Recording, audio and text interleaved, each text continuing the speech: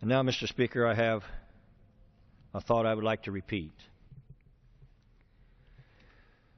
Mr. Speaker, in 2012, the Supreme Court of the United States narrowly but specifically upheld the individual mandate at the heart of Obamacare, Congress's general taxing power. The Court noted specifically that, quote, even if the taxing power enables Congress to impose a tax on not obtaining health insurance, any tax must still comply with other requirements in the Constitution, unquote. Mr. Speaker, I'm going to read that one more time. Even if the taxing power enables Congress to impose a tax on not obtaining health insurance, any tax must still comply with other requirements in the Constitution, unquote. In short, Mr. Speaker, Obamacare was upheld as a tax. The Supreme Court did not and has not yet considered a challenge to the Affordable Care Act's taxing provisions on the grounds that it violated the Origination Clause in the United States Constitution. And, Mr. Speaker, it most certainly did exactly that. Mr. Speaker, the Origination Clause is found in Article 1, Section 7 of the Constitution, and it states, quote, all bills for raising revenue shall originate in the House of Representatives, unquote. In creating Obamacare, Senator Harry Reid took an entirely unrelated bill, H.R. 3590, containing just 714 words, and that did not raise taxes, and then he stripped it of everything but its bill number. He then put the 400,000-word Obamacare that raised taxes in 17 different places into this empty shell bill. Through this bit of legislative trickery, Mr. Speaker, Mr. Reid claims that Obamacare originated in the House, when in fact every last provision of Obamacare, including the largest tax increase in American history, all came from the Senate. Mr. Speaker, this sort of procedure absolutely ignores and vacates the Founders' intent, and it renders the Origination Clause of our Constitution completely meaningless. If it is allowed to stand, the Origination Clause in the Constitution is a dead letter, Mr. Speaker. And this is not a small or marginal issue. The principle behind the Origination Clause was the moral justification for our entire war of independence. Its importance was expressed through the Virginia House of Burgesses, the Stamp Act Congress, and the First Continental Congress, all of whom petitioned the Crown and Parliament in England for redress of their tax grievances. It was with these realities in mind that the Origination Clause of our Constitution was written.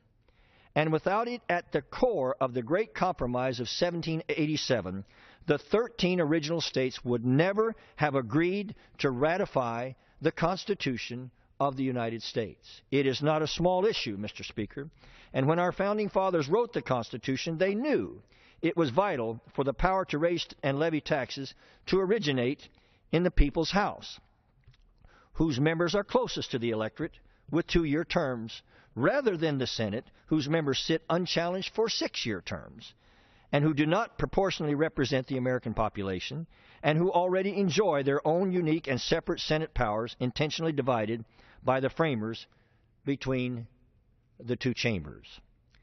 If we as members of the House of Representatives who took a solemn oath to support and defend the Constitution, including its Origination Clause, fail to assert this right and this responsibility as immediate representatives of the people and those most accountable to them, Mr. Speaker, we dishonor the Founders' memory and we fundamentally abrogate our sworn oath to support and defend the Constitution of the United States from all enemies, foreign and domestic.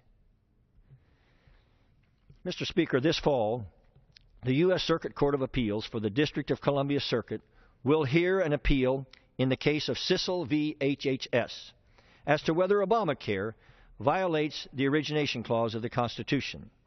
I would urge my colleagues to sign on to H.Res. 153 and to join me in an amicus brief that I will be filing with the Court along with currently 31 other members of Congress. This brief expresses our collective conviction that the passage of Obamacare was and is unconstitutional. Mr. Speaker, Obamacare was the largest tax increase in the history of the United States of America. The United States Supreme Court specifically and officially ruled it a tax. Consequently, under Nancy Pelosi and Harry Reid, the House and the Senate, in passing it in the manner that they did, categorically violated the Origination Clause, without which the U.S. Constitution never would have been born in the first place. Mr. Speaker, it is now the duty of the judiciary to strike down Obamacare as a clear violation of the Origination Clause.